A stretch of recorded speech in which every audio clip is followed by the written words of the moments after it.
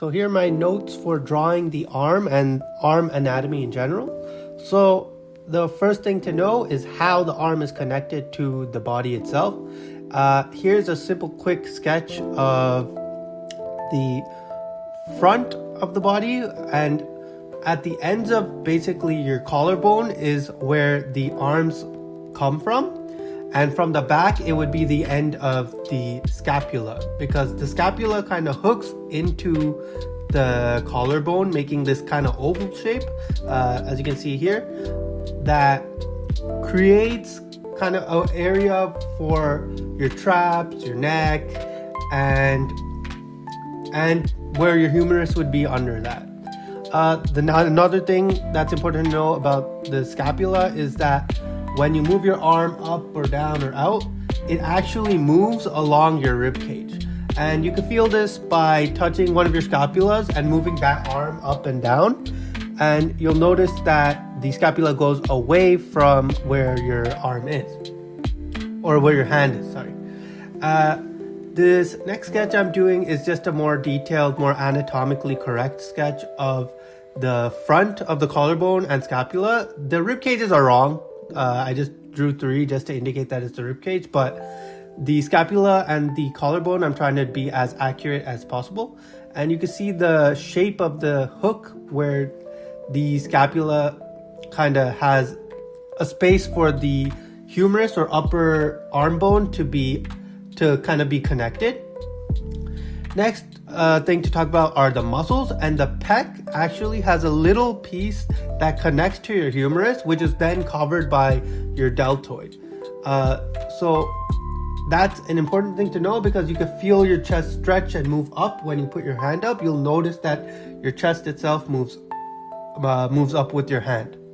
So this next drawing, I just wanted to indicate what bones can actually be seen. So the scapula is really close to the skin, and you could really see it when you're if you're drawing a shirtless character or something like that. You'll really see the scapula, like the outline of the scapula.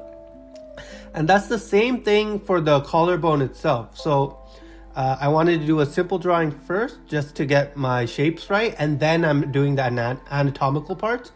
I added my traps, and you can see a little bit of where the scapular hook is, and then where the collarbone connects. It kind of rounds up towards the top part of the body. This next drawing is a more anatomical sketch of the arm, so I could show the lower arm. So under the humerus, which is the upper bone, is our ulna and our radius.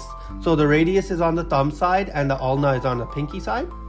And then we get our deltoid and our traps. In this case, it's the traps, because we're looking at that side of the arm itself. And then we have our supinator and our extensors, which are basically band or tube-like muscles that go from the humerus all the way down to your wrist and hands. So the way our arms actually turn is they use the pronator and the supinator, which are these other muscles within your arms, and it forces the radius to turn above the ulna itself, and it can go the opposite direction, but up to not as much as a point as it does when you turn your thumb downwards. So these are just a few sketches of the arm and like its connection to the hand, and it's really important to pay attention to like the distance of the arm and the wrist. You can see that I'm making the wrist very like more hard surfaced, and trying to show like the squash and stretch of the wrist itself, and how like far of a gap there could be between the arm and the hand when the hand's being stretched or like bent in very different specific ways. I'm also trying to make sure that my muscles are in the correct position for every drawing here. For these ones, I did use a lot of reference to make sure that I'm trying to get it to be more secondhand nature in my head. This next sketch is the body from the side. So you can see that the scapula kind of protrudes out and helps to form the body itself. And then I put my humerus, and you can see I put the deltoid and the pec on top of that, with the collarbone kind of being above the pec itself. And then we have our tricep, our biceps, and then our different forearm muscles. Although it is important to know what the forearm muscles are, knowing the shape itself can help you greatly in being able to draw the arm in any position. Now, the next thing to know is that the bicep is a muscle that prominently pops out when you actually use it, and you could really notice this on muscular people. So you can see as I drew the relaxed version, and as I slowly moved the forearm towards the upper arm, I made the bicep itself kind of ball up a little. Another thing is you can see that the bicep has a small tendon that's connected to the lower arm and the humerus itself, which allows that shape to kind of show.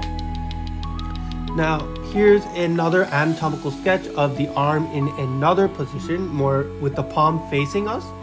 So I drew the scapula, the collarbone, I drew the humerus, which is the upper bones, and then the ulna and the radius. And then I added these capillaries. It's not important to know like every shape of like the wrist bones, but as long as you know the overall shape, you'll be able to have a good understanding of the shape. You see that the pronator and the supinator are what makes that like V shape in your arms, like behind your elbow, like the inner arm. With the muscles, I'm more focusing on the larger shapes while separating their specific forms. For the upper arms, the main forms are the deltoids, pecs, triceps, and biceps. And the forearm in this one, just like I said before, is the pronator and the supinator.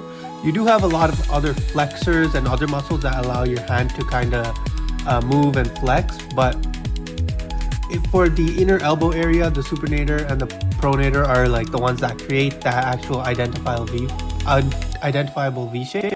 So after learning the basic shapes and basic anatomy of the arm, it's always good to figure out how to simplify them into like simple shapes in any position that the arm can go, and then to just draw it and practice drawing from reference or even without reference until the different positions and muscles that kind of bulge out when you do specific positions kind of become secondhand nature.